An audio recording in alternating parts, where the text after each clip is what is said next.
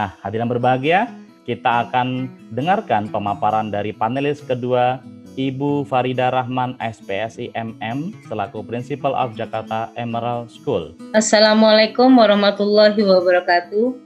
Selamat sore untuk semuanya. Salam pendidikan, salam sehat untuk kita semuanya. Saya akan mengangkat tentang penanganan anak berkebutuhan khusus. Perkenalkan, nama saya Farida Rahman. Kita pada dasarnya bagi sekolah-sekolah itu harus paham betul apa sebenarnya sekolah inklusi. Tentunya banyak sekali arti dari sekolah inklusi. Saya pribadi menyampaikan bahwa sekolah inklusi adalah sekolah umum di mana di dalamnya ada anak-anak yang memiliki latar belakang termasuk memiliki hambatan dan kebutuhan khusus. Nah, siapa saja yang dikategorikan anak-anak berkebutuhan khusus, ini adalah salah satu yang menjadi pegangan bagi kami, yaitu pasal 15 Undang-Undang nomor 20 tahun 2003. Di sana sangat jelas menjelaskan tentang jenis pendidikan bagi anak berkebutuhan khusus. Ada juga di pasal 32 ayat 1 Undang-Undang nomor 20 tahun 2003. Ada lagi turunannya yaitu PP nomor 17 tahun 2010 pada pasal 129 ayat 3. Dan turunan lagi yaitu pasal 130 ayat 1 PP nomor 17 tahun 2010. Tentunya dasarnya adalah Permendiknas nomor 70 tahun 2009, yaitu di Undang-Undang nomor 8 tahun 2016. Seperti apa yang tadi disampaikan oleh Pak Samto, itu bisa para guru, rekan-rekan semuanya itu menjadi pegangan kita. Berikutnya yaitu layanan untuk anak-anak peserta didik, untuk anak-anak inklusi ini, terutama dengan kondisi pandemik, tentunya pelaksanaan pembelajaran dengan daring maupun luring itu sangat membantu karena anak-anak tetap perlu mendapatkan pendampingan bagi kita guru-guru serta pendidik. Yang kedua yaitu semua siswa terlayani dan terpenuhi haknya tanpa pengecualian. Jadi kuncinya adalah kita tetap memberi yang terbaik untuk anak-anak. Kita fasilitasin anak-anak supaya mereka tidak merasa kehilangan hak-hak mereka atau masa-masa mereka untuk memberi materi yang terbaik untuk mereka. Kalau saya bilang ini ibaratnya seperti tanaman. Tanaman itu kalau tidak kita siram, bagaimana tanaman ini bisa bertumbuh seperti itu. Jadi penuhilah hak-hak mereka. Yang ketiga, guru-guru harus paham kelebihan dan kelemahan anak didiknya. Jadi ini kunci dari kesuksesan anak-anak adalah bahwa guru-guru harus memahami dulu seperti apa kelebihan dan kelemahan dari anak-anak kita. Yang keempat yaitu perlu kreativitas, inovasi dalam menentukan materi bagi anak. Nah, di sini memang kita dituntut dan dengan kondisi pandemik ini memang sangat luar biasa membuat guru-guru itu menjadi kreatif dan berinovatif. Jadi kalau saya pribadi sih bersyukur dengan kondisi ini membuat teman-teman itu semakin memiliki wawasan yang luas dalam menangani anak-anak yang memang perlu kita tanganin secara konsisten. Yang berikutnya yaitu menentukan cara belajar di masa pandemi ini dengan tepat. Jadi ini memang sangat perlu karena setiap individu untuk anak-anak berkebutuhan khusus ini berbeda-beda. Jadi antara anak A dengan anak B itu pasti akan memiliki perbedaan. Nah, berikutnya jenis-jenis anak berkebutuhan khusus ini sangat banyak. di kategori ini. Jadi nanti bisa Bapak Ibu akan dapat, mudah-mudahan dapat ya Pak Mustafa, teman-teman salinan dari materi saya ya Pak. Ya, diperbolehkan Bu ya. Oke. Boleh, saya izinkan Pak. Alhamdulillah kalau begitu. Oke. Jadi yang pertama yaitu anak-anak disabilitas penglihatan, yang tentunya kita sudah sangat paham bahwa anak-anak ini memiliki gangguan daya penglihatan berupa kebutaan menyeluruh atau total atau sebagian. Yang kedua, dikatakan sebagai anak kebutuhan khusus yaitu anak disabilitas pendengaran, yaitu anak-anak mengalami gangguan pendengaran baik sebagian ataupun menyeluruh. Yang ketiga yaitu anak disabilitas intelektual, adalah anak-anak yang memiliki inteligensi yang signifikan berada di bawah rata-rata anak seusianya. Next Pak.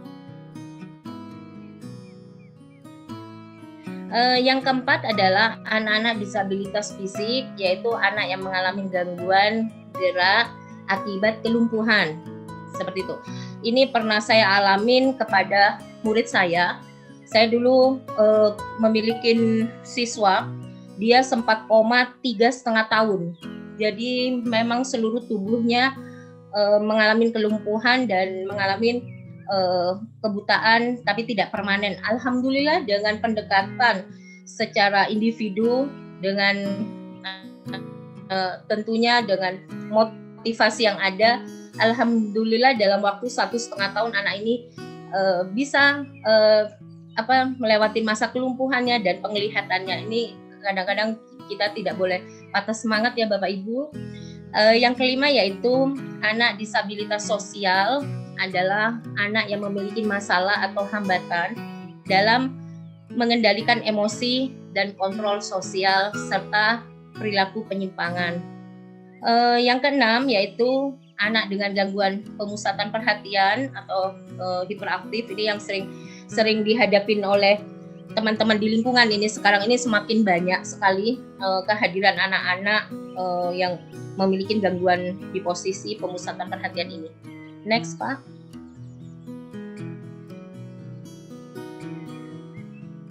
Yang ketujuh adalah anak dengan gangguan spektrum autism. Ini sama juga, ini semakin banyak saat ini. Kalau kita berbicara 3 tahun yang lalu, setiap 150 kelahiran itu satu anak memiliki kebutuhan khusus seperti ini. Tetapi sekarang kalau kita berbicara di tahun ini, setiap 50 kelahiran itu ada satu anak berkebutuhan khusus. Kebayang tidak kalau kita tidak siap?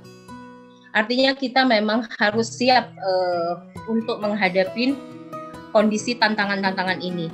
Next Pak.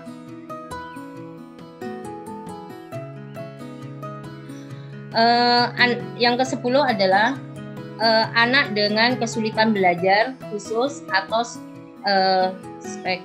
learning disabilitas, saya kok kurang kelihatannya, yaitu penyimpangan satu atau lebih proses psikologi dasar berupa ketidakmampuan mendengar, berpikir, berbicara, membaca, menulis, mengeja dan berhitung.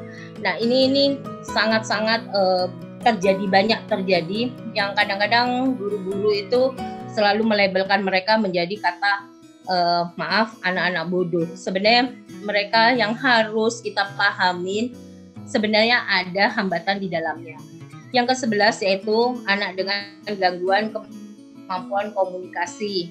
Jadi penyimpangan di bidang perkembangan bahasa, bicaranya atau suaranya. Kadang-kadang ada suara-suara kayak, kalau di tempat saya itu ada suara kayak kodok, mereka suaranya itu kayak Upin Ipin seperti itu. Nah ini juga bisa kita kategorikan dan ini perlu penanganan yang sangat sungguh konsisten. Ke-12 adalah anak dengan potensi kecerdasan atau bakat bakat yang luar biasa. Jadi ini juga pernah terjadi di tempat saya. Anak ini kalau disuruh belajar, dia tidak konsentrasi. Tetapi kalau dia mendengarkan musik, itu dia bisa langsung tahu apa yang harus dia lakukan. apa aja benda yang di dekat dia akan mengikuti seperti lagu tersebut.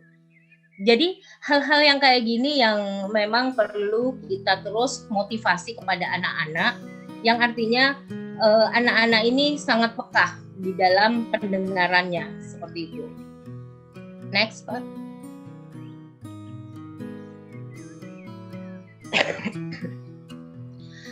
Hal yang baik perlu dilakukan itu kalau saya melihat ada 3 poin, yaitu menjadi peka terhadap kebutuhan emosional dan intelektual anak-anak ya.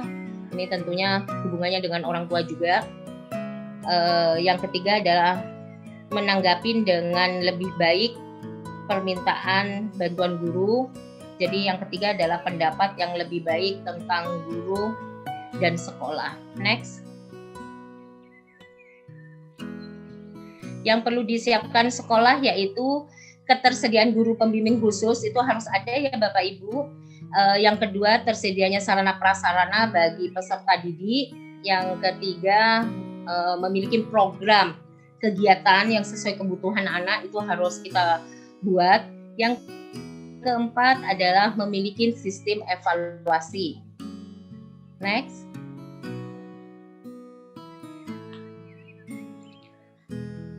Standar penyelenggaraan yaitu harus memiliki 4 poin, yaitu tenaga pendidik, sarana prasarana, kurikulum, monitoring, dan evaluasi. Next, Pak. Next. Ya, next. Nah, saya sekarang akan berbicara tentang BDR. Jadi apa tantangan-tantangan dalam proses belajar mengajar bagi ABK selama BDR? Nah, ini yang sering muncul di pertanyaan teman-teman. Next, Pak.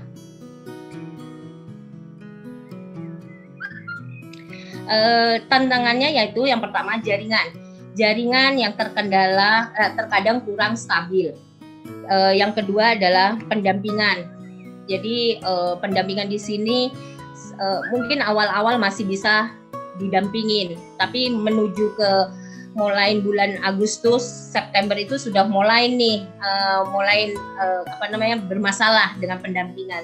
Yang berikutnya adalah fokus dan kurang minat. Jadi fokus dan minat yang kurang ini yang menjadi kendala. Next, Pak. Nah, bagaimana mengatasi tantangan tersebut? Next. Yang pertama adalah menjalin komunikasi dan kerjasama yang baik dengan orang tua dan orang yang mendampingi selama BDR. Itu sangat penting sekali kita selalu berkomunikasi.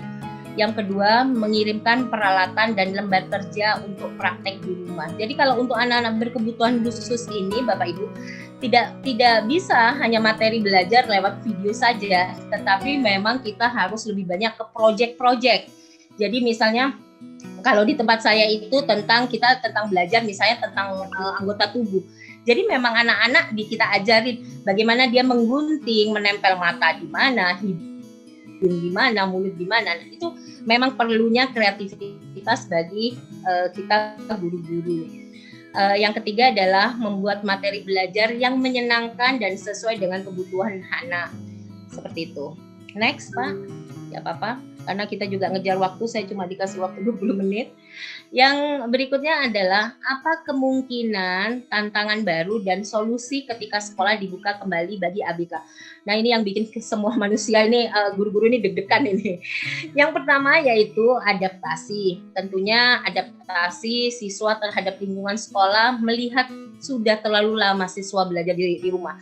Sudah lebih dari 8 bulan, itu tentu sangat berpengaruh dengan psikologis anak-anak. Yang kedua yaitu solusi yang di sini adalah tingkatkan kesabaran dan pembelajaran diberikan secara belahan melalui kondisi dan mood anak. Jadi memang Bapak Ibu guru untuk anak-anak berkebutuhan khusus atau anak-anak hebat ini, kita itu memang harus ibaratnya itu kalau dengan anak reguler kita cukup 1 langkah, kalau dengan anak-anak hebat ini kita perlu 10 langkah seperti itu. Berikutnya adalah menjalankan program kesehatan, yaitu siswa harus adaptasi dengan protokol kesehatan yang berlaku sesuai sebelum semua anak dapat menjalankan prokes secara mandiri. Jadi memang anak-anak tetap harus kita ajarkan bagaimana mereka mengikuti protokol kesehatan. Solusinya yaitu guru harus memberikan edukasi dan dan selalu mengingatkan anak-anak untuk menjalankan protokol kesehatan. Jadi jangan capek-capek Bapak Ibu, kalau anak nurunin masker, ya memang harus kita pasangkan lagi. Jangan capek-capek anak-anak misalnya ke toilet, memang kita nggak boleh capek untuk selalu mengingatkan untuk cuci tangan.